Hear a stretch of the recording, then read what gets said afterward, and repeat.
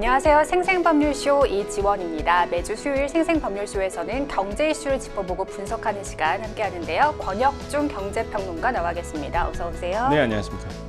네, 지금 이 방송은 유튜브를 통해서도 실시간으로 함께 방송되고 있습니다. 많은 시청 부탁드리고요. 유튜브를 통한 소통의 창구도 활짝 열어두겠습니다. 방송 중 궁금하신 질문들 올려주시면 답도 해드릴 테니까요. 많은 참여 바랍니다. 여러분은 지금 생생법률쇼와 함께하고 계십니다.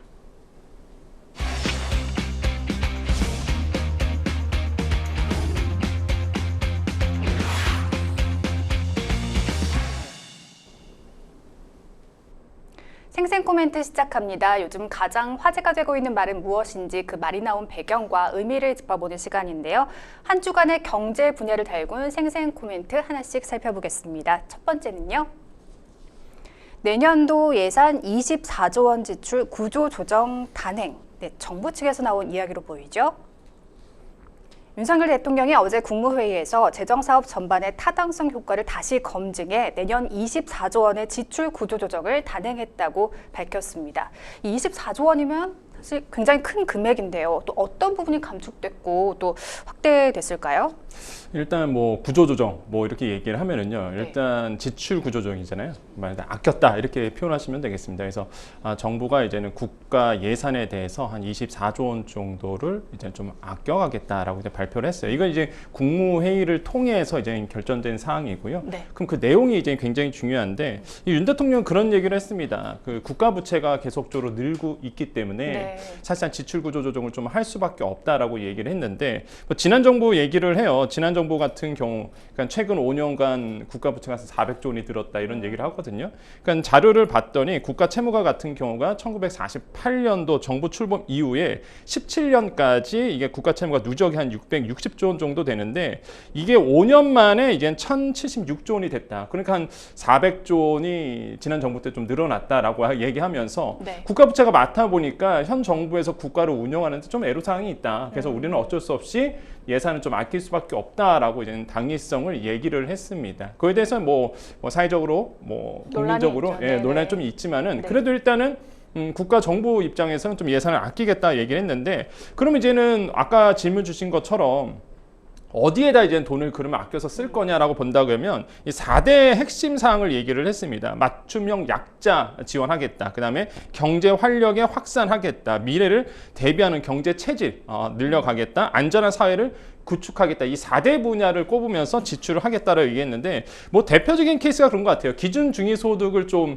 높여왔다라는 거. 그러니까 기준 중위소득을 높인다는 얘기는요. 그 기준 소득을 기반을 해서 중위소득을 기반해서 사실상 사회적 약자에 대한 뭐 생계급여라든지 교육급여라든지 이게 결정이 되거든요. 그러니까 기준 중위소득을 높여준다라는 얘기는 사실상 많은 분들이 또 사회적 그 약자 테두리 안에 울타리 안에 들어와서 복지 시스템 안에 들어온다는 얘기거든요. 그래서 이런 점들을 이제 정부는 이제 강조를 하고 있고. 또 한 가지 이제는 그러면서 3년간 생계급여 인상액이 4인 가구 기준으로 봤을 때 월 41만 5천 원이 됐다라고 얘기하는데 그동안 이제는 5년간 인상액이 19만 원 정도인데 이걸 2배 이상 올렸다는 거죠. 그러니까 사회적 약자분들이 더 많은 혜택이 돌아가도록 그 뜻은 뭐냐면 아껴서 쓸 때 쓰겠다. 이렇게 이제 정부는 이제 이야기를 하고 있습니다. 그래서 또 얘기 나오는 게 그러면 이제는 국가 예산 아껴서 또 어디다 쓰느냐라고 본다 그러면 이제는 뭐 AI라든지 바이라든지 국가 미래 전략 핵심 사업들이 있거든요. 여기에 이제 3대 미래 게임 체인저 분야에 과감하게 예산을 투입하겠다를 얘기하면서 재정 투자를 한 26조 5천억 원 정도, 그래서 내년 한 29조 7천억 원 정도 늘려가겠다 이렇게 얘기를 했습니다. 그래서 이런 부분도 같이 얘기했고 반도체 투자도 이제 강화한다고 얘기했어요. 그러니까 이게 국가 전략 산업으로서의 반도체가 여전히 유효하다고 보시는 겁니까? 그렇죠. 저는 필요하다고 봅니다. 왜냐하면 반도체 메가 클러스터 아시겠지만 이제 용인이라든지 이쪽 지역에서 이제는 메가 클러스터를 이제 구축하고 있는데 우리나라뿐만 아니라 뭐 전 세계적으로 사실상 국가 반도체를 키우기 위해서 정부가 나서고 있습니다. 그러니까 우리도 당연히 이제는 국가 재정을 써서 늘려갈 필요가 있다라는 거죠. 그래서 이제는 용인 반도체 클러스터를 통해서 그 중심을 통해서 또한 평택을 통해서 사실상 반도체 체인을 만들겠다는 거라서 저는 뭐 환영할 만하다. 여기에 한 4조 3천억 원 정도 저리 대출을 해주겠다고 얘기를 하고 있거든요. 그래서 저는 이런 방향으로 이제 정부가 예산을 쓸 것이다 이렇게 보고 있습니다. 네, 군장병 처우 개선을 위해서 병장 봉급을 올린다는 얘기도 뉴스에서 화제가 많이 됐더라고요. 네, 이게 205만 원으로 이제 올리겠다 이렇게 얘기를 했는데, 네. 근데 이게 또 화제가 될 수밖에 없는 게 이게 하사에 대한 군 하사의 월급이 기본급만 보면은 오히려 병장보다 더 낮아요 사실상. 그러다 보니까 이것 때문에 이제는 논란이 좀 되고 있는데, 어쨌든 간에 일단은 군 복무를 하는 병장 월급이 200만 원이 넘어간다는 거, 저 때만 해도 상상을 못했던 네. 일인데, 지금 뭐 정부 입장에서 205만 원으로 늘려가겠다고 얘기해서, 제가 이제 학생들 가르치잖아요. 네. 학생들 만나면 이런 얘기합니다. 군대 가서 돈 모으고 왔다고 얘기를 해요. 그러니까요. 예, 지금 그런 그래서 얘기 군대 들더라고요. 가서 목돈 모아서 만들어서, 아직 기억나는 게 한 학생이 제대하고 나서 물어보는 거예요. 교수님, 저 이거 1,000만 원 모았는데, 진짜 1,000만 원 모을 수 있거든요. 1,000만 원 모았는데 이거 어떻게 투자할까? 이렇게 물어보더라고요. 그래서 보면서 야, 요즘 군대가 많이 변했구나라고 생각이 드는데, 그 정도로 이제 정부가 이런 군 장병의 후생을 위해서 이렇게 목돈 마련을 위해서 또 예산도 쓰고 있다라고 말씀을 드립니다. 네. 요즘 우리 사회 가장 화두라고 할 수 있는 저출생 정책도 달라지는 부분이 있다고요? 네, 그렇습니다. 뭐 재정 지원 패러다임 이렇게 얘기를 하고 있어요. 한마디로 이제 저출생을 위해서 예산을 좀 과감하게 투자하겠다라고 얘기했는데, 3대 요인을 얘기했습니다. 어디에다 돈을 쓰느냐라고 본다 그러면 세계 핵심 분야는 육아휴직 부분인데요. 육아휴직 급여도 대폭 인상하겠다. 그 다음에 네. 긴급 어린이집 돌봄 서비스를 이제 진행을 하겠다라고 얘기를 했고요. 신생아 특례 대출, 그다음에 소득 요건도 2억 5천만 원을 올려줬죠. 그러면 이제 대기업 다니시는 분들도 사실상 신생아 특례 대출을 받아서 내 집 마련을 할 수 있는 길이 열립니다. 그래서 이러한 부분에 대해서 이제는 뭐 세계 핵심 분야에서 저출산 대책을 마련했다라고 얘기를 하고 있고요. 저는 사실상 이런 저출산 대책에 대한 부분은요, 저는 환영할 만하다. 예, 정말 환영할 만하다. 왜냐하면 지금 너무 그렇잖아요. 제가 항상 하는 얘기인데, 네. 우리가 늙었을 때 연금은 누가 내주나 이런 얘기를 많이 하거든요. 사실상 이제 저출산 문제는 국가의 졸린 문제도 됩니다. 맞습니다. 그래서 이런 과감한 정책들이 더 나아져야 된다고 말씀을 드립니다. 네, 이렇게 재정 대출과 관련해 효율성을 높였다는 건데요. 정책 효과로도 이어졌으면 좋겠습니다. 사실 며칠 전에 정부와 가계가 진 빚이 사상 처음으로 3천조 원을 넘어섰다는 기사가 나오지 않았습니까? 3천조 원, 너무 큰 금액이어서 사실 감도 잘 잡히지 않았습니다. 이 의미가 어떤 건지 설명해 주시죠. 일단 만약에 국가가 빚이 많다는 얘기는 뭘까요? 사실상 빚이 많으면 재정 지출을 늘려가지를 못합니다. 그러니까 네. 재정 지출을 늘려가지 못한다는 얘기는 뭐 아까 말씀드렸지만 사회적 약자분들에 대한 복리 후생을 높여주는 부분이 있거든요. 그것도 안 되죠. 일단은 또 경기 진착을 위해서, 경제 활성화를 위해서 재정 지출을 늘려갈 여력도 없죠. 그러니까 국가 부채가 많아진다는 거는 이런 여력이 없어진다는 얘기고, 또한 가계 신용에 대한 문제, 그러니까 가계 신용의 부채가 높아진다는 얘기는 소비 여력이 또 없어지는 거죠. 그러니까 예를 들어서 우리나라는 이제 내수가 참 안 되는 시장입니다. 네. 가뜩이나 지금 소비가 더더욱 안 되다 보니까 내수가 안 들어가는데, 이런 와중에 만약에 소비까지 안 된다? 더더욱 안 된다? 그러면은 돈이 안 들기 시작하죠. 그러면은 사실상 GDP 성장률에 큰 영향을 미칠 수밖에 없습니다. 이렇기 때문에 사실상 이렇게 가계 부채가 증가되고 국가 부채가 증가된다는 것은 절대 올바른 방향은 아니라는 거죠. 여기에 이제 의미를 둘 수 있고, 그러면 지금 가계 부채와 국가 부채가 어느 정도 되느냐라고 본다 그러면, 지금 통계를 보니까요, 가계 네. 국가 채무와 가계 신용 잔액 추이가 나오고 있습니다. 보시면 아시겠지만 이게 단위가 조원입니다. 그래서 총합을 보면은요, 이게 24년도 2분기 때 기준을 봤을 때, 2분기 말 기준을 봤을 때 3천조 원이 이제 넘어가는 거예요. 그 중에서 이제 가계 신용이 1,896조 원 정도가 되고, 국가 채무가 한 1,145조 원 정도를 차지하고 있는 겁니다. 여기서 말하는 이제 가계 신용 대출 같은 경우는 이제 카드까지, 신용카드까지 이제 포함되는 거거든요. 그러니까 총합이죠. 보면은 이제는 보시면 딱 보이잖아요. 우상향되는 그래프가 이제 나오고 있습니다. 이게 절대 올바른 방향이 아니고, 이렇게 된다 그러면 아까도 말씀드린 것처럼 소비 여력도 없어지죠. 재정 지출에 대한 여력도 없어지다 보니까 사실상 이제는 국가가 발전하는데 크나큰 저해 요인으로 작용할 수밖에 없다라는 거죠. 그래서 네. 이런 것들이 좀 문제가 되고 있다고 말씀을 드립니다. 네, 요즘 체감 경기 정말 어렵다 많이들 하시잖아요. 이 나날이 커지는 이게 불확실성이 좀 커지고 있는 시장 안에서 개인들은 좀 어떻게 대응을 해야 좋을지 조언해 주신다면요. 사실상 제가 항상 말씀드리는 게 있어요. 이렇게 그 저성장 기조에 간다 그러면 네. 소득을 늘릴 생각을 많이 하셔야 됩니다. 그러니까 물가가 굉장히 높아지잖아요. 그럼 소득이 못 따라갑니다. 왜냐하면 가만히 앉아도 내 소득은 감소될 수밖에 없는 부분이거든요. 네. 그러면 이게 가만히 앉아 있는 게 아니라 사실상 내 소득을 어떻게 하면 더 늘릴까에 대한 고민들이 많아져요. 그러면 소득을 늘려야 되겠다라고 본다 그러면 딱 떠오르는 건 교육입니다. 제가 항상 강조드리는 게 교육이거든요. 네. 한마디로 우리가 말하는 교육은 대학에서 말하는 교육이 아니라 평생 직업 교육을 얘기를 해요. 그래서 이제 시니어 분들이라든지 장년층이라든지 내가 이제는 하고 있던 일이 아니라 새로운 일에 대한 교육을 끊임없이 통해서 소득 창출의 능력을 높여야 된다라고 제가 항상 말씀드립니다. 그래서 그게 이제는 평생 이루어져야 되는 부분이고, 그렇게 된다 그러면 아무리 물가가 높아져도 실질 소득은 내가 떨어지진 않거든요. 그래서 이런 부분에 대해서는 조금 우리가 알고 있어야 된다. 물론 뭐 고물가 상태에서 저성장 기조에서 뭐 어떻게 해야지만 잘 살 수 있느냐 이런 질문을 정말 많이 받는데, 사실 막연한 질문이긴 합니다. 그렇죠. 네. 그래서 이제는 제가 이제 실행적인 부분에서는 이렇게 뭐 해라 저래라가 아니라 정말 교육을 통한, 평생 교육을 통한 말대로 소득 증대, 이게 가장 시니어 분들이나 장년층 분들에게 굉장히 중요하다고 말씀을 드립니다. 그렇군요. 네, 계속해서 다음 생생 코멘트 만나볼까요? 통화정책 조정의 시기가 왔다. 네, 누구의 말인지 다 아실 것 같습니다. 미국 연준의 제롬 파월 의장이 드디어 때가 왔다라고 말을 했습니다. 사실상의 금리 인하 선언이라고 받아들여지고 있죠.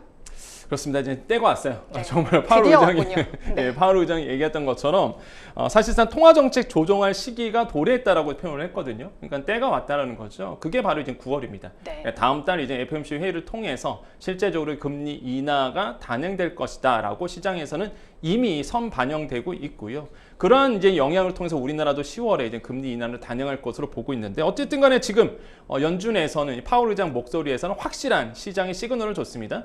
또한 이런 얘기를 했습니다. 앞으로 데이터, 그다음에 경제 전망, 그다음에 그 위험에 대한 균형, 한마디로 이제는 변수가 좀 남아 있는데 이런 것들을 통합해서 봐서 이제 결정을 하겠다라고 얘기를 했습니다. 근데 크나큰 변수가 없는 한 사실상 지금 미국 경제의 침체 구간이 있기 때문에 아마 금리는 당연히 내릴 수밖에 없다라고 보시면 되겠고요.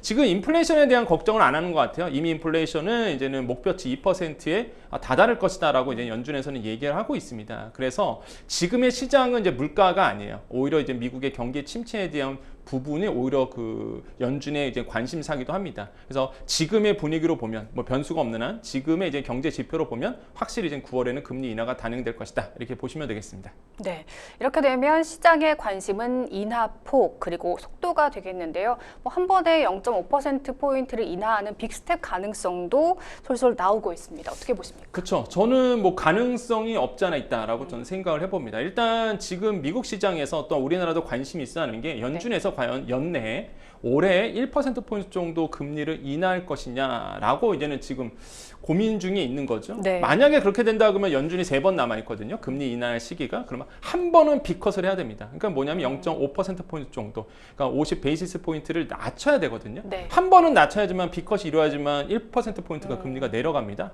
두 번은 0.25%포인트 정도 내려가게 되고, 과연 그렇게 될 것인가, 아니면은 일단 한 2번 정도 금리를 내릴 것인가, 이거에 이제는 가능성을 이제 타진하고 있는데, 지금 시장에서는 빅컷에 대한 가능성이 점점 높아지고 있어요. 패드워치 툴에 의하면 시카고 상품거래소의 패드워치 툴에 따르면 지금 확률을 한 40% 보고 있거든요. 그러니까 이게 퍼센테이지가, 확률 퍼센트가 점점 높아져요, 시간 갈수록. 그 뜻은 뭐냐면 빅컷의 가능성도 여전히 남아있다는 거죠. 그 금리가 한 번에 0.5%포인트 정도 내려간다는 얘기, 그 얘기는 금리 인하의 속도가 굉장히 빨라진다는 얘기예요. 네. 그러면 우리나라도 쫓아갈 수밖에 없습니다, 이게. 그래서 제가 봤을 때도 10월에 금리 인하는 당연할 거고요. 11월 달에 한 번 더 우리가 또 내릴 여지도 남겨두고 있는 거죠. 그러면 금리가 내려간다는 얘기는 뭘까요? 지금 부동산 시장 들썩이는 이유가 바로 이 이유 때문에 그렇습니다. 우리 실물 경제에 바로 영향을 미칠 수밖에 없거든요. 그래서 이런 부분에 대해서 우리가 주목해야 된다라고 말씀을 드립니다. 네, 그리고 0.25%포인트를 2번 내리는 것과 네. 0.5%포인트를 한 번에 내리는 것, 네. 그 차이가 뭐 어떤 게 있을까요? 그렇죠. 이제 점진적으로 내리느냐, 이제 한 번에 크게 내리느냐의 싸움인데, 일단 한 번에 크게 내린다는 얘기는 그 뜻은 뭐냐면 경기의 위축이 생각보다 심하다라고 보는 거죠. 그러니까 미국 경기가 이제 그러니까 밑으로 떨어지고 있습니다. 지금 이제는 위축이 되고 있는 상황인데, 만약에 빅컷이 이루어진다 그러면 연준 위원들이 봤을 때 미국 경기가 빠르게 하강하고 있다라는 걸 반증하는 거예요. 네. 그 뜻은 뭐냐면 이제 금리 인하를 빠르게 단행할 수밖에 없는 거죠. 그렇게 된다 그러면 시장에서는 연준에서 시장을 심각하게 보고 있구나. 그러면은 더더욱 빠른 속도로 금리가 내려갈 수 있다라고 이제 생각을 하면서 그거에 또 맞춰지게 됩니다. 자산 시장에 대한 관심이 더 많아질 수밖에 없고, 네. 금 가격은 또 올라갈 수밖에 없고, 이렇게 이제는 시장이 맞물려 있거든요. 그래서 우리가 그렇게 이제는 해석을 해야 돼요. 만약에 이번에 정말 빅컷이 이루어진다? 그러면 생각보다 금리 인하가 빠르고 깊게 일어날 수도 있다. 그러면은 발걸음이 좀 빨라집니다. 투자자 입장에서는 빨리 투자해야 되거든요. 그래서 이런 것들이 이제 같이 맞물려 있다고 말씀드립니다. 네, 여튼 파월의 한마디에 다양한 해석, 분석들이 나오고 있습니다. 미국의 고금리 장기화가 마무리되고 기준금리 인하가 시작될 것으로 예상되면서 정말 어디에 투자할지가 가장 큰 관심이긴 합니다. 채권 투자가 거론되고 있더라고요. 그렇죠. 이제 채권 투자가 거론되고 있는데 이제 말 그대로 이제 금리가 떨어진다는 얘기는 채권 금리가 떨어지는 거고요. 채권 금리가 떨어진다는 얘기는 가격이 오른다는 얘기예요. 이게 금리와 가격, 채권의 가격은 반대로 움직입니다. 그럼 사실상 본다 그러면 금리가 내려간대. 그럼 가격이 오를 거예요. 근데 지금 상황을 본다 그러면 이제 오르기 전에 이제 산다는 거죠. 그렇죠. 그러니까 오른 다음에 산다 그러면 좀 안 되니까. 그래서 이제 많은 분들이 지금 이 타임에 이제 채권에 대한 관심들이 이제 높아지고 있는 겁니다. 네. 그래서 이제 많은 분들이 이제 뉴스를 보고 채권 투자해야 되나 이렇게 말씀하시는데, 그러니까 채권 투자라는 게 사실상 끝까지 들고 가면은 어차피 수익률, 이제는 쿠폰 금리라고 얘기하는데, 쿠폰 금리가 있기 때문에 많은 분들이 이제 끝까지 들고 가시는데, 사실상 10년물짜리 대부분 끝까지 못 들고 가시거든요. 그러니까 거래를 하게 됩니다. 그래서 채권 투자가 처음이신 분들은 사실상 좀 어려운 투자 기법이기도 해요. 물론 뭐 안전하지만은. 그래서 이제 제가 추천드리는 거는 사실상 뭐 채권을 직접적으로 투자하기보다는요, 채권과 관련된 뭐 상품들이 굉장히 많거든요. ETF도 있고요. 그래서 네. 이런 쪽으로 좀 관심 있어 보는 것도 나쁘지 않다라고 말씀을 드립니다. 좀 그쪽으로 시선을 돌리시는 분들이 진짜 굉장히 많더라고요. 많죠. 네. 왜냐하면 금리 인하에 대한 시그널이 확실해졌기 때문에 네. 과거에는 불확실성하다 보니까 채권 투자 나서기가 좀 어려웠거든요. 어떻게 될지 모르니까 뭐 가격이 갑자기 오를 수도 있고, 그래서 이런 부분 때문에 또 내려갈 수도 있는 부분이고, 그러다 보니까 불확실성에 채권 투자 안 하셨다가 이제 확실해졌잖아요. 맞습니다. 이제 파월 의장의 목소리 때문에 금리가 확실해졌기 때문에, 그래서 이제는 채권 투자에 좀 관심을 가지시는 분들이 요즘에 좀 많이 늘어나고 있습니다. 네, 정말 드디어 기준금리 인하가 실시되고 있는 상황인데요. 다음 주에 미국의 인플레이션 지표가 발표될 텐데 금리 인하 시그널을 더 분명하게 뒷받침해 줄 것으로 보입니다. 이어서 다음 생생 코멘트 만나볼까요? 체코 당국의 진정, 무슨 이야기인지 볼까요? 우리나라가 지난달 체코 원전 수주전에서 우선 협상자로 선정됐는데요. 미국의 원전 기업이 체코 정부에 문제를 제기하고 나섰습니다. 우려됐던 일이긴 하죠. 그렇죠. 뭐 예상했던 바입니다. 네. 그러니까 과거에 이제는 아랍에미리트에 우리가 원전을 수출했을 때 그때도 있었던 일이고요. 맞습니다. 뭐 이번에도 사실상 체코 원전 우리가 우선 협상자로 됐을 때 미국이 분명히 딴지를 걸 거야라고 예상했던 부분이었어요. 그래서 웨스팅하우스라는 이제 기업이 있는데요. 근데 웨스팅하우스 입장에서는 저는 제가 만약에 미국의 웨스팅하우스라면 당연하다고 전 생각을, 왜냐하면 우리나라의 원전은 이 미국 기업으로부터 웨스팅하우스로부터 기술 이전을 받았거든요. 네. 그렇기 때문에 사실상 미국 입장에서는 배 아플 수밖에 없겠죠. 얘네가 우리가 기술 이전했는데 얘네가 더 잘 나가. 그러니까 이제 딴지를 걸 수밖에 없는데, 좀 히스토리를 아셔야 돼요. 그래서 우리나라의 원전이 어떻게 성장했는지를 좀 말씀을 드리겠다라고 말씀을 드리는데, 일단 웨스팅하우스와 K 원전의 역사가 있습니다. 네. 그 흐름을 좀 본다 그러면 1969년도였습니다. 고리 1호기. 다 뭐 교과서에서 많이 우리가 배웠죠. 최초의 원전이었습니다. 우리나라. 그 원전을 누구 기술로 만들었냐? 미국의 웨스팅하우스. 네. 이 기술로 사실 만든 거거든요. 그래서 우리나라의 사실상 고리 1호기가 이제 만들어진 거고, 97년도에요. 이런 한국형 신형 원전을 만들게 됩니다. 이게 뭐냐면 우리나라의 기술로, 그렇죠. 우리나라의 기술로 사실상 이제는 그 원전을 만드는 건데, 여기에 웨스팅하우스와 협력 관계를 맺어서 기술 사용 협정을 맺습니다. 그래서 라이센스를 맺는 거죠, 사실상. 이런 부분에 대해서 이제 라이센스 계약을 했고, 그 다음에 2001년도와 16년 사이에 원자력 3대 원천 기술 국산화해요. 그래서 우리나라가 이제는 외국 기업을 넘어서 우리나라의 이제 원천 기술을 확보하자. 그래서 열심히 기술 개발을 합니다. 그러다가 이제는 사실상 17년도 넘어서 2022년도에 어떤 일이 일어나느냐, 우리나라가 기술 개발하다 보니까 웨스팅하우스 입장에서는요, 어떤 얘기가 나냐면, 그 한수원의 이제 그 지적재산권이죠. 한마디로 기술 부분에 대해서 소송을 이제 제기하게 됩니다. 이게 이제 이슈가 있었고, 2024년도 이제는 올해 이제는 지금 우리가 나오고 있는 게 체코의 이제 원전에 대해서 우리가 수주를 했잖아요. 사실상 네. 수주인데, 반독점 사무소에 진정을 제기한 거예요. 이 기술은, 한국형 원자로의 기술은 우리 기업이다, 우리 기술이다라고 해서 이거는 지적재산권에 문제가 있다라고 이제 소송을 제기한 겁니다. 그래서 지금 이 문제가 지금 걸려 있고, 우리나라 입장에서는 이거에 대해서 이제 대책을 강구할 수밖에 없다라고 말씀을 드립니다. 근데 이 체코 수주전에서 미국 이 웨스팅하우스가 최종 후보에도 들지 못했다. 네. 그래서 뭐 여론전이다 이렇게 보는 시각도 있더라고요. 네, 그렇죠. 사실상 그 웨스팅하우스 입장에서는 그냥 프랑스와 미국과 우리나라의 3파전이었거든요. 네. 특히 이제 체코 원전 기술 같은 경우에는요. 일단은 뭐 지난번에도 한번 말씀드렸지만은 뭐 중국과 러시아도 있습니다. 원전 기술을 갖고 있는 나라가. 근데 공산권 국가에 대한 기술을 갖고 오기가 좀 어렵죠. 네, 그러다 보니까 결국엔 3파전이었단 말이에요. 프랑스와 우리나라의 사실상 싸움이었습니다. 네. 미국 원전은 아예 사실상 뭐 축도 못 들었는데 근데 이제는 결국에는 우리나라가 되는 우선 협상 대상자로 됐어요. 그래서 웨스팅하우스 입장에서는 이거에 대해서 제가 봤을 때는 이 체결에 대해서 딴지를 걸려기보다는 어느 정도 사업을 같이 하자는 이제 제스처로 이제 느껴진다는 거죠. 네. 그러니까 과거에 아랍에미리트에 우리나라가 이제 원전을 수출했을 때도요 똑같은 일이 있었고요. 그 당시 우리가 어떻게 이제 해결을 했냐라고 본다 그러면 웨스팅하우스 입장에서 고려를 해서 기술료에 대한 부분은 어느 정도 지원을 해줬습니다. 그러니까 네. 한마디로 이제는 오더를 준 거죠 우리가. 그래서 이런 식으로 해서 합의를 봤었던 부분인데 아마도 같은 부분이지 않을까라고 저는 생각을 해요. 근데 우리가 단순히 그럼 미국의 웨스팅하우스에서 이 부분에 대해서 계속적으로 이제는 뭐 무시할 거냐? 그건 못해요. 왜냐하면 뭐 우리가 부정할 수 없는 사실은 웨스팅하우스 기술을 활용한 건 맞거든요. 네. 그거 갖고 독자 개발했지만은 일단은 우리가 처음 원천 기술을 갖고 온 건 맞기 때문에 무시할 수 없는 영역입니다. 그래서 결국에는 이제 합의로 이어지지 않을까 이렇게 좀 시장에서는 예상하고 있습니다. 네.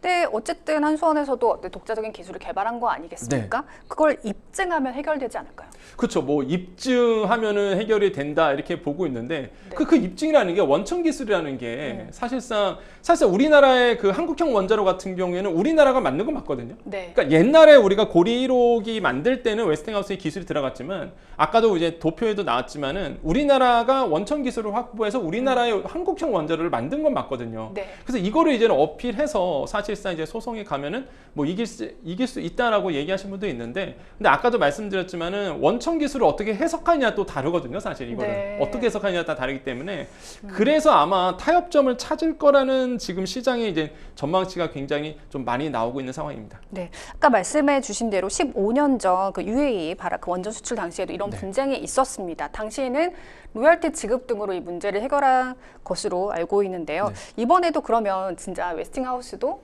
그런 걸 좀 원하는 거겠죠. 그쵸. 한수원 입장에서는 좀 사실 억울한 부분도 크겠지만 결국은 그때 그 방향대로 가게 될까요? 제가 봤을 때는 어느 정도 타협점을 모색할 것 같아요. 그러니까 네. 아까도 말씀드렸죠. 완전히 이게 무시할 수준은 아니거든요. 왜냐하면 부정할 수 없는 역사적인 이슈도 있었고요. 그 다음에 그 우리가 아까 얘기했던 바라카 원전 수출할 때도 그 당시에도 똑같은 로열티를 줬던 부분이 있다 보니까 아마 제가 봤을 때는 웨스팅하우스가 설계 기술만 있고요. 이제 제조 기술은 없어요 지금. 그래서 설계 부분에 대한 강점을 가지고 있는 거고 그래서 독자적으로 이 사업을 따내지는 못합니다. 사실상 네. 만약에 원전, 그러니까 웨스팅하우스 보러 체코 원전 맡아서 하라 그러면 사실상 뭐 다 오더 줘야 돼요. 걔네 입장에서도. 네. 예, 말 그대로 다른 기업에 대한 오더도 줘야 되고 이러다 보니까 제조 기술이 없어요. 지금 설계 기술만 있고. 그럼 우리나라는 사실상 제조 설계 다 되거든요. 그러니까 우리나라가 그래서 이제는 그 우선 협상 대상자가 된 건데 그렇게 된다 그러면 결국에는 아까 말씀드린 것처럼 뭐 원전 계측 제어 설비 납품권 그때도 그랬거든요. 예, 아랍에미리 때도 그때 그런 것처럼 비슷하게 아마 우리나라가 뭔가 웨스팅하우스 입장에서 오더를 주고 같이 상생하는 그런 분위기로 아마 이번에도 흘러가지 않을까라고 시장에서는 전망을 하고 있습니다. 이런 부분에 대해서는 어쨌든 간에 뭐 우리나라의 승리다. 저는 뭐 그렇게 생각을 해봅니다. 네. 근데 웨스팅하우스가 입찰에서 떨어졌기 때문에 이의 제기를 할 수 없다는 체코 정부의 입장이 나오기는 했습니다. 네, 지금까지 생생 코멘트 만나봤고요. 저희는 뉴스픽스로 다시 돌아오겠습니다. 여러분은 지금 생생법률쇼와 함께하고 계십니다.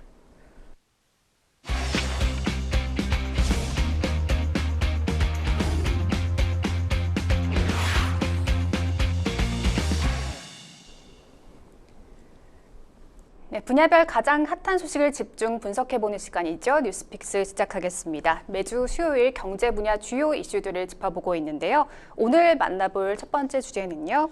100조 에너지 기업 탄생 하나 SK이노베이션, SK-E&S 합병안 통과입니다. 네, SK이노베이션과 SK-E&S의 합병 계약책을 승인 안건이 어제죠. 주총에서 통과됐습니다. 자산 100조 원 규모의 에너지 공용 기업의 탄생, 또 앞으로의 전망 짚어보도록 하겠습니다. 네, SK이노베이션과 SKENS의 합병 성사됐습니다. 주주 3분의 1만 찬성하면 통과가 됐는데 찬성률이 무려 85%를 넘었더라고요. 네, 그렇습니다. 85.75% 이렇게 나왔는데, 그러니까 이게 합병이 됐는데 결국에는 이제 의미가 여기서 이제는 외국인 주주들의 이제 상당히 높더라고요. 네, 굉장히 높았어요. 이게 네. 외국인 주주 95%가 합병에 찬성했습니다. 그러니까 사실상 이 부분에 대해서 그렇기 때문에 이제 스무스하게 아무 문제 없이 이제 합병 이슈가 이제 됐다라고 보시면 되겠는데, 이제 아까 말씀드린 것처럼 11월 1일에 이제 합병된 회사가 새로 이제 출범하게 되고요. 자산 규모가 상당하죠. 자산 100조에 매출 88조. 그렇게 되면 아시아 태평양 지역의 최대 민간 에너지 기업이 되는 겁니다. 뭐 자랑스러운 기업이 저는 될 것이라고 보고 있고요. 왜 그러냐면 SK이노베이션이 갖고 있는 장점이 바로 이제 석유 제품에 대한 부분이겠고요. 그 다음에 배터리 산업에 대한 부분, 이런 것들이 있고요. 그 다음에 SKENS 같은 경우에는 뭐 아시겠지만 도시가스 이렇게 생각하시면 좀 이해하기 쉬울 겁니다. 그래서 네. 액화 천연가스라든지 재생에너지의 강점을 가지고 있는 회사거든요. 그러니까 이런 두 회사가 합병이 되는 겁니다. 그럼 시너지가 나오겠죠. 당연히 이제는 에너지 산업과 관련한. 네, 그래서 에너지의 최대 이제 아시아권의 최대 회사가 이제는 생기고, 그럼 규모 경제를 좀 살릴 수 있는 여력이 더 생겨서 사실상 지금 이 부분에 대해서 가장 큰 이슈가 되지 않을까 이렇게 생각을 해봅니다. 네, 에너지 공룡의 탄생이다 이렇게 말씀을 드리긴 했는데요. SK이노베이션 사실 유공으로 기억하시는 분들도 많이 계실 겁니다. 이 SK이노베이션과 SKENS의 합병이 어떤 의미를 갖고 있는지 설명해 주실까요? 일단 SK이노베이션과 그 SKENS에 대한 아까도 사업 지출 구조라든지 이제 이런 걸 말씀드렸는데, 조금 이 두 회사가 어떤 회사인지를 알고 계시면은 네. 그 의미를 좀 우리가 해석할 수 있겠죠. 일단 아까 말씀드렸습니다. SK이노베이션은 총 자산이 86조 원이나 된 엄청난 우리나라의 대표적인 석유화 기업이고요. 네. 그다음에 SKENS 같은 경우에는 비상장 기업인데 매출액이 상당해요. 18조 원 정도가 됩니다. 그래서 총 자산이 엄청 크죠. 연매출로 본다 그러면 SK 나오죠. 이노베이션 같은 경우가 이제 77조 원쯤이나 되고요. SKENS 같은 경우는 매출액이 한 11조 원 정도가 됩니다.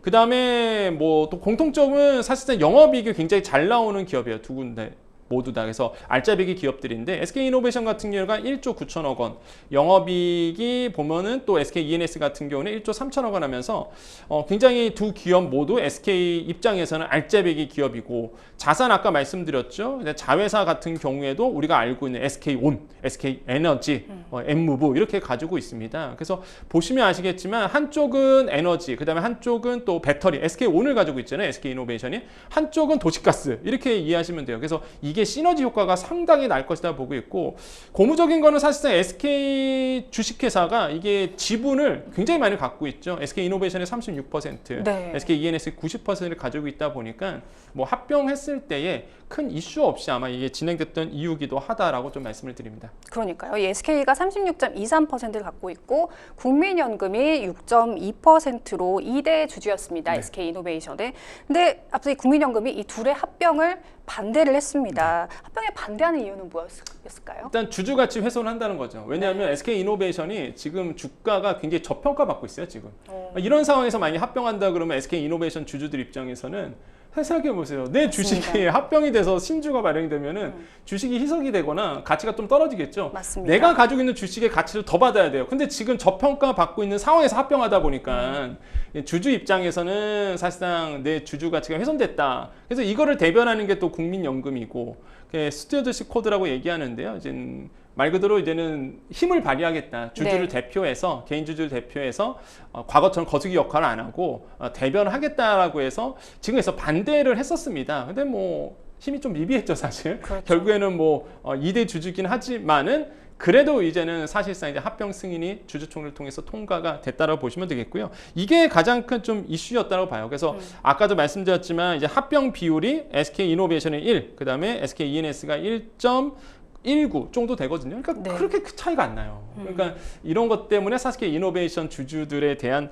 부분들이 좀 논란이 됐었다라고 말씀드립니다. 네, 상장 기업과 비상장 기업 간의 합병이고요. 또 회사 규모 차이가 분명 있습니다. 그러니까 SK이노베이션 주주 입장에서는 억울한 면이 좀 상당히 컸을 거라 생각이 들고요. 근데 이게 법적으로는 문제가 없다고 하더라고요. 그렇죠. 법적으로 문제는 없죠. 왜냐하면 합병 비율이라는 거는 결국에는 그 가치, 그 회사가 가지고 있는 가치를 따져서 이제 계산하게 됩니다. SK이노베이션 같은 경우에는 이제 상장이 돼 있다 보니까 명확하게 네. 나와요. 그냥 네. 그 가치가. 근데 SK E&S 같은 경우는 비상장 기업이다 보니까 사실상 이 가치를 어떻게 따지느냐에 따라서 합병 비율이 달라지거든요. 네. 그러니까 너무 고평가했다. 이렇게 이제 보고 있는 거고 SK 이노베이션 너무 저평가됐다. 맞습니다. 이렇게 이제는 보고 있는 거죠. 그래서 이제는 합병에 대한 논란이 있지만 뭐 이미 이제는 합병에 대한 주주총회가 통과가 됐기 때문에 큰 변수가 없는 한 사실상 이제는 11월 1일에 바로 새로운 회사가 이제 탄생될 수 있다라고 말씀을 드립니다. 네. 하지만 일단 주총에서 합병안은 통과됐지만 완전히 마무리된 것은 아닙니다. 이 합병에 반대한 주주들이 행사할 주식 매수 청구권 규모가 변수가 될 수 있다고요? 네, 주식 매수 청구권은 뭐냐 그러면 그 SK 이노베이션 합병에 대해서 반대하는 주주들 분명히 있잖아요. 맞습니다. 나 이거 싫다 이런 분들이 있습니다. 그러면 일단 SK 이노베이션 쪽으로 나는 이거 반대, 난 승인 못하겠어, 나는 이거 받아줄 수 없어, 내 주식을 사줘라고 이게 청구권이죠. 그래서 주식 매수 청구권을 발휘할 수가 있습니다. 그럼 SK 이노베이션 입장에서 이걸 사줘야 되거든요. 그래서 SK 이노베이션 입장에서는요, 이 금액을 한 주당 11만 1,943원을 지금 책정한 상태고요. 총 한도를 이제 8천억 원 정도 이제는 예상을 해서 한도를 정한 상태입니다. 그런데 여기서 이제 문제가 생기는 거죠. 이 반대표, 요번에 나왔던 반대표를 계산해 봤더니 한 824만 4,399주 정도가 반대 측에 가지고 있는 주식수예요. 네. 그럼 여기에 아까 얘기했던 11만 1,943원을 이제 곱해버리면 9,229억 원 정도가 나옵니다. 그러니까 한도는 8천억 원을 책정했는데 만약에 반대 측에서 전량 주식 매수 청구권을 활용한다 그러면 9,229억 원을 매수해 줘야 되거든요. 한도는 8천억 원인데 이게 안 되는 거예요. 그러니까. 그래서 이제는 만약에 이렇게로 간다 그러면 이게 합병이 무산될 수 있다 이런 얘기가 나옵니다. 왜냐하면 공시에 SK 이노베이션의 공시에 한도가 8천억 원이고 이것을 넘어서게 된다 그러면 이제는 이 부분에 대해서는 이제 합병이 취소될 수 있고 네. 아니면은 사실상 조건을 변경해서 다시 진행할 수 있다는 얘기를 공시에 담아냈거든요. 그렇기 때문에 이 문제가 이제 나오고 있는 것이고, 그래서 SK 이노베이션은 이런 얘기를 합니다. 뭐 그럼에도 불구하고 큰 문제는 안 된다. 왜? SK 이노베이션이 현금 탈축 능력이 이제 한 1조 4천억 정도 되거든요. 충분히 뭐 전량 정말 반대 측에서 주식 매수 청구권을 100% 다 쓴다 하더라도 충분한 현금을 가지고 있기 때문에 큰 문제는 되지 않는다라고 얘기를 하고 있고요. 현장에서는 지금 뭐 저희 쪽에서는 설마 반대 측에서 전량 쓰겠어요? 우리 주식 매수 다 해주세요라고 해서 100%다 하지는 않을 거란 말이죠. 그래서 네. 제가 봤을 때는 뭐 크게 이슈가 되지는 않을 거다라고 생각해 봅니다. 네. 근데 사실 주식시장에서 국민연금이 투자한 종목을 따라 투자하는 투자자분들도 많이 계시지 네. 않습니까? 근데 이 국민연금이 주식 매수 청구권을 전량 행사한다면 그럼 SK 측이 전부 매수해야 되나요? 그 뭐 전량 매수 뭐 전량 한다 그러면 매수해 줘야 되겠죠. 네. 그게 법이니까. 근데 이제는 SK 이노베이션 같은 경우, 그러니까 국민연금이 갖고 있는 지분이 한 6%좀 넘는다고 했잖아요. 이걸 계산해 보면은 한 6,871억 원 정도 되거든요. 그러니까 이거를 충분히 이제 매수할 수 있는 경우가 있는데, 근데 현실적으로 보겠습니다. 이게 수탁자 책임 전문위원회가 있거든요. 국민연금은. 그게 뭐냐면 일단 이거에 대해서 뭔가 합병 이슈가 있으면 야 이거 어떻게 할까? 이 회의를 열어요, 사실. 그래서 이제 이번에 회의를 열었을 때 5대4로 반대 결정이 났거든요. 그러니까 전체 위원들 전체가 반대하진 않았어요. 그 중에 5대4니까 거의 비슷하게 반대가 일어난 거예요. 나머지는 찬성한 부분도 있습니다. 그러면은 만약에 전량 그러면 6.4% 정도 금액을 다 팔아서 주식 매수 청구권 하겠어요? 내부에서도 이게 뭐 말 그대로 5대4 비율로 사실상 이제 뭐 반대됐던 네, 부분이 네. 있었는데, 그러니까 현실적으로 제가 봤을 때는 전량 청구권을 쓰진 가능성이 않는다. 좀 네, 가능성 있다. 낮죠. 그래서 네. 제가 봤을 때는 뭐 국민연금이 뭐 100% 해달라, 내 주식 다 사라 그러진 않을 거다라는 게 시장의 지배적인 전망이고요. 그래서 이런 거 보면은 뭐 가능성은 조금 낮다라고 좀 생각을 해봅니다. 네. 한편 두산그룹도 유사한 계열사 합병을 추진 중입니다. 주주가치 훼손 논란에 역시 휩싸여 있고요. 금감원이 제동을 걸었습니다. 국민연금도 이 두산 합병에 반대할 가능성이 높은 상황인가요? 아, 이것도 높죠, 지금. 네. 왜냐하면 그러니까 이것도 똑같은 개념입니다. 그러니까 주주가치 훼손이 된다는 얘기인데, 네. 일단 두산 에너빌리티라는 기업이 있습니다. 굉장히 또 알짜배긴 기업인데 여기에 소속된 회사가요, 두산 밥캣이라는, 그러니까 중장비 회사죠. 원래 이게 미국 회사인데 이걸 이제 두산이 인수했었습니다. 그래서 두산 밥캣이 됐는데 건설 중장비 회사인데 굉장히 알짜배기예요. 돈 잘 법니다, 네. 여기. 매출이 9조 7천억 원대까지 네, 나왔더라고요. 굉장히 알짜배기 네. 회사인데 얘를 이제는 분할하는 거예요. 그러니까 에너빌리티에서 지금 분할을 해서 따로 네. 떼어놔서, 그럼 여기를 누구랑 엮느냐? 두산 로보틱스랑 이제 합병을 시키는 겁니다. 근데 로보틱스는 아시겠지만 로보 이렇게 해서 들어가잖아요. 네. 아직 이게 네, 로봇 산업이에요. 3년째 적자를. 네, 로봇 있습니다. 기업이요. 그러니까 네. 매출이 잘 안 나오고 네. 약간 이게 유동성 위기도 있고요. 그래서 네. 그러다 보니까 그러면 이제는 밥캣과 로보틱스가 딱 합병이 되면은 서로 이제는 사실상 상충 효과도 나오겠고요. 상쇄할 수 있는 부분이 있거든요. 서로의 약점을. 그래서 이제는 두산 입장에서는 이 부분을 이제 합병시키겠다는 거야. 하나 쪽에서 분할을 해서. 근데 예를 들어서 말 그대로 지금 두산 에너빌리티 주주를 갖고 있는 분들은 열받죠. 알짜배기 회사를 갑자기 화가 납니다. 갑자기. 띄워갖고 네. 딴 데로 보낸다 그러니 주주가치 훼손이 일어날 수밖에 없는 거죠. 네. 그러니까 이 부분에 대해서 이제 반대를 하고 있고 국민연금이 똑같이 한 지분 정도 가지고 있단 말이야. 한 6% 넘게 가지고 있는데 네. 이거에 대해서 또 반대할 충분한 명분이 생기는 겁니다. 그래서 이런 부분이 좀 지금 시장에 논란이 좀 되고 있습니다. 정말 복잡한 상황인데요. 두산 밥캣과 로보틱스 합병 순조롭게 진행될까요? 어떻게 보십니까? 요것도 똑같아요. 그 SK 합병 이슈와 좀 비슷하게 진행될 거라 보고 있고 네. 일단 금감원에서 계속적으로 반려하고 있거든요. 그러니까 이런 부분도 이제 논란이 되고 있는데 아까 말씀드린 것처럼 국민연금이 지금 한 6.94% 좀 지분을 가지고 있습니다. 이게 지금 본다 그러면 한 4.5%만 청구권 행사해도 사실상 주식 매수 청구 행사해도 이거 무산될 가능성이 굉장히 크거든요. 왜냐하면 두산 에너빌리티는 이제 주식 매수 청구권의 한도를 6,000원 정도 잡고 있단 말이에요. 그럼 만약에 국민연금이 지금 주가로 봐서 한 4.5%만 청구권 행사를 해도 이게 무산될 가능성이 큰 거예요. 그래서 네. 어떻게 정부를 설득하느냐, 국민연금을 설득하느냐에 따라서 이 두산의 합병 이슈는 정리될 것이다라고 보고 있습니다. 네, SK는 두 회사 합병으로 규모의 경제를 확대하고 수익 구조를 확보하겠다고 밝혔습니다. 두산그룹의 경우도 마찬가지고요. 진정한 밸류업이 이루어질지 계속해서 지켜봐야겠습니다. 자, 뉴스픽스 두 번째 주제로 넘어가 보겠습니다. 두 번째 주제는요, 은행권 대출 어디까지 조이나입니다. 네, 은행권의 주택담보대출, 신용대출 한도 제한 조치가 시작됐습니다. 주담대 만기를 축소하고 일부 신용대출은 최대 한도를 설정하고 나섰는데요. 금리 인상만으로는 가계대출이 잡히지 않았기 때문인가요? 그렇죠.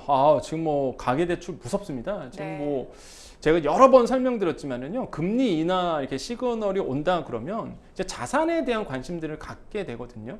그러다 보니까 당연히 이제는 비트코인, 뭐 가상화폐에 대한 관심 가졌죠. 그다음에 주식 시장 굉장히 뜨거웠죠. 그 다음 단계는 부동산이란 말이에요. 그러니까 네. 많은 분들이 또 지금 이제 부동산에 관심을 갖게 되고 뭐 여러 가지 이유가 있겠지만은 가계 대출이 폭증하는 단계까지 온 겁니다. 그래서 그 중에는 이제 은행들이 또 핵심적인 역할을 했죠. 지금은 없어졌는데 얼마 전에 제가 말씀드렸었어요. 시장 주담대 금리가 고정금리였지만 2.9%짜리가 있었단 말이에요.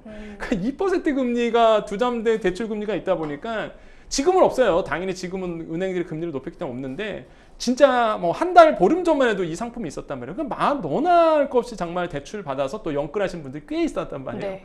그러니까 계속 주담대라든지 가계대출이 증가될 수밖에 없는 부분입니다. 지금 5대 은행 가계대출 증감 추이를 보면은요, 8월 22일 기준으로 본다 그러면 가계대출이 722조 원 정도가 됩니다. 엄청나죠, 사실. 그러니까 그 중에서 이제 주택담보대출이 565조 원 정도가 되는 거예요. 그래프 보면 아시겠지만 계속 우상향돼요. 아니 그렇게 경기가 안 좋고 그렇게 뭐 금리가 굉장히 높다라고 이제 생각을 했는데 그거는 사실상 옛날 얘기였다는 거죠. 실제 이제는 가계대출이라든지 주담도 대출은 계속 늘고 있는 상황이었고 결국에는 이제 이게 아파트 가격을 이제 끌어올렸다라고 보고 있는 거예요. 그래서 지금 정부가 5대 시중은행에 압박을 가하고 있고 그래서 이제 5대 시중은행 입장에서는 금리를 올렸던 부분이 있겠죠. 네. 그래서 금리를 올렸더니 또 무슨 일이 왔느냐. 저도 이제 좀 비판을 했지만은 손쉬운 이자 장사를 하는 거죠, 은행들이. 뭐 말 그대로 다른 상품에 의해서 좀 대출을 총량을 막던지 이런 식으로 갔어야 되는데 너무 손쉽게 은행들이 금리를 높임으로써 대출을 규제를 했던 부분. 말 그대로 이자 마진이 크게 남으니까 은행들 네. 입장에서는 좋은 거고요. 근데 이제 국민들 입장에서는 아니 금리가 내려간다는데 왜 내 대출 금리는 올라가? 이럴 수밖에 없거든요. 그래서 지금 이런 상황에서 은행들은 이제 대출 조이기에 나섰다 이렇게 보시면 되겠습니다. 네, 그래서 이복현 금감원장도 좀 강하게 질책을 했더라고요. 네. 그래서 이복근 금감원장이 당연히 얘기할 수밖에 없는 영역이었어요. 왜냐하면 정부 입장에서는 가계대출이 증가되다 보니까 이것 좀 신경 좀 써라라고 은행 쪽에 얘기를 했었거든요. 네. 근데 아까 말씀드린 것처럼 은행들이 너무 저희는 고도의 전략이라고 봐요. 얼씨구나 했던 거죠. 그렇죠. 그래? 그러면은 이제 금리 높여서 이자 마진을 크게 얻자. 그래서 이제는 말 그대로 이제 총량도 늘리고 이자도 올리면서 뭐 그 순간이 짧긴 짧았습니다. 뭐 길진 않았는데 그래서 최대의 또 이윤을 또 얻으려고 노력했던 부분이고 이 부분이 이제 국민적 지탄을 받으니까 이제 다른 방법으로 이제 차차 얘기할 다른 방법으로 대출 조이기에 나선 상황이다라고 말씀을 드립니다. 네, 자세히 좀 살펴보겠습니다. 우선 KB국민은행이요 주담대 최장 대출 기간을 30년으로 축소한다고 합니다. 원리금 상환 금액이 늘어나는 건데 실제로 이 대출 받으신 분들은 난리가 났더라고요. 아, 난리 났죠. 이게 네. 근데 솔직히 저는 말이 안 됐던 게 네. 최장 50년짜리 대출 금리가 있었단 말이에요. 그게 갑자기 30년으로 축소가 그렇죠. 됩니다. 이게 최장 50년짜리는 다 그렇지는 않습니다. 이제 부동산에 가보신 분들은 은행 가보신 분들은 아시겠지만 만 34세 이하. 생각해보세요. 제가 나이가 40대 후반인데 제가 가서 50년짜리 대출 받을게요. 그럼 해주겠습니까? 내 나이가 그렇게 되면 거의 죽을 나이에 돼서 뭐 갚는 것도 아니고. 그러니까 사실 50년짜리는 젊은 층에게만 해당됐었어요. 그래서 만 34세 이하신 분들 은행 가면은 50년짜리 만기 대출 받을 수 있었습니다. 네. 그럼 그렇게 된다 그러면 뭐가 될까요? 그렇죠. DSR 40%를 안 넘어가겠죠. 왜냐하면 원리금 상환 비율 때문에 사실상 대출이 안 나온 부분이 있습니다. 지금 은행들은 40%에 묶여 있는데 간단한 원리입니다. 내가 나눠서 갚는다. 50년 동안 나눠서 갚는다 그러면 DSR 40% 밑으로 다 떨어지거든요. 웬만하면 다 떨어집니다. 네. 그러면 사실상 대출을 크게 받을 수 있는 거죠. 대출 여력도 생기고. 그런데 지금 이제 대출 조익이 나서다 보니까 이걸 없애버린 거죠. 그래서 이 만기를 30년으로 줄여버립니다. 그러면 50년짜리 없어지죠? 30년을 준다? 그러면 이제는 그 전에 받았던 DSR 40% 이하신 분들은 40% 다 넘어갑니다. 그렇게 되면. 그래서 이제 대출 조기가 자연스럽게 이루어지는 거죠. 그래서 뭐 50년짜리는 제가 너무 심했다라고 저는 생각하거든요, 사실. 네. 근데 뭐 상품이 있었기 때문에 대출 총량이 늘어났고 지금 국민은행이 먼저 시작을 했습니다. 30년 만기로 지금 줄여놨다라고 말씀을 드리겠고 아마 이게 다른 은행도 그렇게 갈 겁니다. 그래서 이제는 대출 조기에 나서고요. 그러면 뭐 예를 들어 보겠습니다. 수도권 같은 경우입니다. 수도권 같은 경우에 40년에서 30년을 준다. 만기가 그러면은 일단 연소득 5천만이신 분들은요. 이게 지금 본다 그러면 한 4억 원에서 3억 5천만 원 대출량이 줄어들거든요. 금리가 한 3.85%라고 본다 그러면 5천만 원이 줄어들어요. 그러니까 내가 받을 수 있는 대출이 확 줄어든다는 거죠. 그래서 이런 부분이 크게 바뀐다고 말씀드립니다. 그러니까 그만큼 구할 수 있는 집의 폭도 줄어드는 거잖아요. 그렇죠. 네. 왜냐면 DSR 40%가 넘어가면 안 되다 보니까 내가 받을 수 있는 대출 여력이 없어지고 그럼 결국에는 적게 받아야 되고 적게 받으면 사실상 내가 원하는 집의 눈높이가 또 안 맞을 수 있죠. 그래서 이런 부분에 대해서 이제 영향을 있을 거다라고 생각을 해봅니다. 네. 이외에 은행권이 다른 조치들도 취하고 있습니다. 주택을 담보로 빌리는 생활 안정자금 대출도 한도 제한을 둔다고요? 네, 그렇습니다. 이게 생활 안정자금이 뭐냐 그러면 내가 주택을 담보로 해서 말 그대로 이런 분들이 있어요. 소득이 없으신 분들이 있습니다. 이게 원리가 뭐냐 그러면 나는 집은 있는데 소득이 없어요. 그럼 생활비가 없잖아요. 그래서 집을 담보로 해서 내 생활자금을 빌리는 제도거든요. 네. 근데 이게 악용이 되는 거죠. 이제 이거를 받아서 내 생활자금을 쓰는 게 아니라 다른 집을 살 때 또 쓰게 돼요. 그래서 사실상 이걸 규제를 해왔다가 현 정부도 와서 이 규제를 풀었어요. 원래 1억 원까지 규제했다가 2억 원까지 풀어주다가 2억 원 제도제 아예 없어버려요. 그래서 사실상 담보 여력만 있으면은 무제한으로 받았습니다. 근데 현재까지 그랬고 이제 이걸 또 막았어요. 1억 원으로. 과거로 회귀한 거죠. 그래서 딱 1억 원까지만 생활안정자금을 받을 수 있도록 한 거죠. 그렇게 된다 그러면 일단은 이런 생활안전자금을 통해서 뭐 다른 집을 산다든지 투자하다든지 그 길이 이제 막히게 되는 거죠. 그래서 대출 한도가 또 이렇게 줄어든다고 보시면 되겠습니다. 네, 신규 주담대 모기지보험 적용을 중단한다고 하는데 이건 또 어떤 내용인가요? 그러니까 소액 임차권에 대한 부분인데요. 소액 임차 보증입니다. 이게 보증보험이라고 해서 우리가 실무에서는 이런 얘기를 해요. 방백이라고 보통 얘기를 합니다. 그러니까 보통 우리가 주담대를 받고 뭐에서 대출을 받는다 그러면 사실상 이제 보증보험을 들게 돼요. 왜냐하면 사실상 소액 임차권이라는 거는 만약에 내 집에 누가 전세를 산다 그러면 사실 그 보증에 대한 부분들을 들어줘야 되거든요. 그래서 보통 이제는 그 한 5천만 원, 서울 같은 경우는 한 5천만 원 정도 빠지는데 그럼 내가 대출 한도가 덜 나오잖아요. 그래서 이제 집주인들이 주담대를 받을 때 이렇게 주택담보대출 모기지 보험을 듭니다. 그러면 사실상 이 소액 임차권에 대한 보험에서 이걸 해결하다 보니까 내가 이제 5천만 원 빠지는 거를 덜 빠지고 내가 5천만 원 정도를 더 받을 수 있는 거죠. 이게 그래서 주택담보대출 모기지 보험인데, 그러니까 이게 만약에 사라진다. 그러니까 보험이 못 들어준다 그러면 내가 받을 수 있는 주담대에서 뭘 빼야 되냐면 방 하나 가격을 빼야 돼요. 우리가 그래서 방빼기라고 얘기합니다. 그렇군요. 예, 방 하나 가격을 빼야 되거든요. 그러면 그게 서울 같은 경우에는 5천만 원 정도 되고 네. 대출 받을 수 있는 금액이 더 줄어들게 되는 거죠. 그래서 이게 이제는 모기지 보험 원리인데, 그래서 지금 은행권에서는 야, 그럼 모기지 보험 이젠 적용 안 돼. 보험 만들어줘. 이렇게 된다 그러면 말 그대로 내가 대출 금액이 확 줄어들 수밖에 없는 거죠. 그래서 이거는 뭐 강력한 또 규제기도 하고요. 참 과거에 대출 규제가 있을 때 이거 부활했다가 없어졌다가 부활해서 없어졌다가 계속 네. 이랬어요. 그래서 지금 또 이제 주담 대출 증액을 잡기 위해서 이번에 이제 모기지 보험 적용도 이제 막는 방향으로 지금 가고 있다라고 말씀을 드립니다. 네, 저희가 대출 관련 이야기를 몇 주째 계속 하고 있는 것 같은데요. 금리가 올랐다가 뭐 대출을 막았다가 풀었다가 뭐 대출 실수요자들이 아주 혼란스러운 상황입니다. 대출 타이밍에 따라서 최대로 받을 수 있는 대출 가능 금액이 뭐 수천만 원 차이가 나기도 하는 거죠. 그렇죠. 사실상 이게 만약에 대출 규제가 이루어진다 그러면 내가 받을 수 있는 금액이 그냥 규제 하나로 인해서, 정책 하나로 인해서 받은 금액이 수천만 원씩 이제는 변동폭이 생길 수밖에 없는 네. 거죠.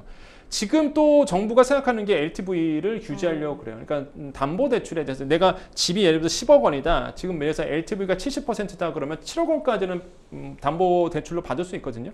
근데 만약에 이거를 한 40% 이렇게 과거처럼 50% 이렇게 줄여버리면 일단은 내가 아무리 소득이 높아도요. 일단 집에 대한 담보 가치가 낮아지다 보니까 뭐 대출이 안 나온 경우도 있습니다. 그래서 굉장히 강력한 규제이거든요. 지금은 규제를 풀어놔서 LTV 70%까지 된단 말이에요. 그럼 이걸 만약 50% 줄여버리면 DSR이 충족이 돼도 LTV 때문에 걸리시는 분들이 꽤 많을 겁니다. 그래서 이런 강력한 규제도 지금 정부가 생각하고 있어요. 어쨌든 간에 지금 제가 봤을 때는 대출 규제가 강력하게 들어오고 있고 은행들이 이거에 맞춰서 대출 규제를 하고 있다 보니까 결국에는 제가 봤을 때는 실수요자들은 타이밍을 놓쳤다. 지금 살려고 그러면 대출이 안 나와 보니까 아마 타이밍을 놓칠 거고, 대출 규제가 이대로만 간다 그러면 가계부채 증가율은 좀 떨어질 수밖에 없다라고 생각을 해봅니다. 항상 그래왔어요. 부동산의 경기가 살아나려고 하면 금리에 대한 부분이 이슈가 항상 있었거든요.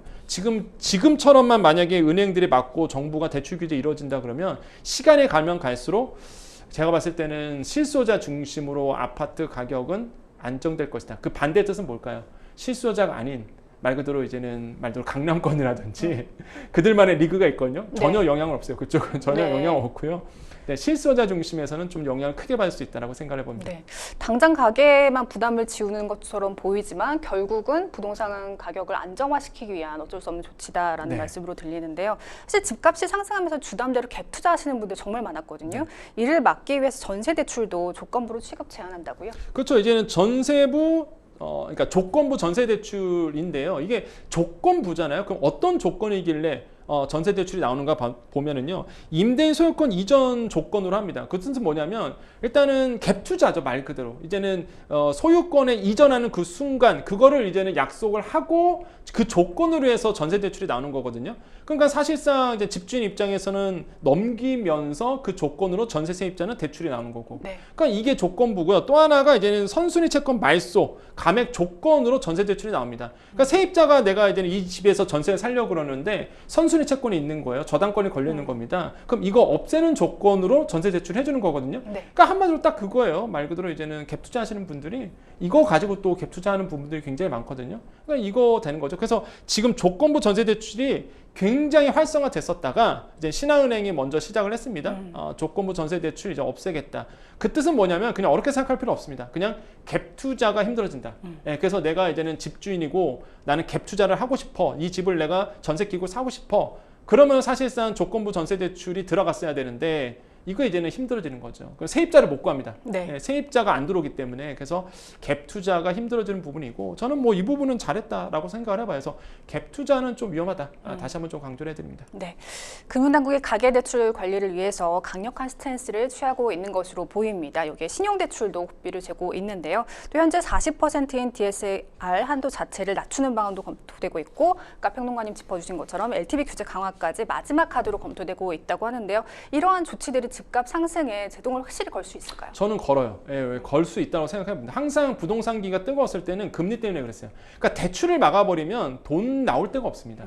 그러니까 가장 강력한 규제는요, 사실상 금리예요. 네. 그러니까 가장 강력한 또 그 부분이 이자, 금리와 이제는 대출 부분이거든요. 이게 맞닿아 있는 거죠. 대출과 네. 금리는. 그래서 지금의 이제는 이런 대출 규제 정책, 그 다음에 이제는 결국에는 DSR 40%에 걸리게끔 만들어 버리는 거. 결국에는 제가 봤을 때는 뭐 대출을 동거할 데가 없다 보니까 영끌이 안 되죠. 지금 영끌하시는 분들 굉장히 많거든요. 영끌 하고 싶어도 이제 영끌이 안 되는 구조로 가기 때문에 제가 봤을 때는 이대로만, 그러니까 흔들리지 않고 이대로만 간다 그러면 사실상 이제 부동산은 시간이 갈수록 이제 안정화될 수 있다고 생각을 해보겠고요. 안타까운 건 그렇습니다. 만약에 내가 뭔가 투자를 하거나 내가 부동산에 관심이 있다 그러면 진작 했어야 되는 거죠. 지금은 좀 늦었죠. 지금 늦었죠. 지금 이미 대출 규제가 다 들어와서 이제는 투자할 여력이 있으신 분들이 많지 않을 거다라고 생각을 해봅니다. 네.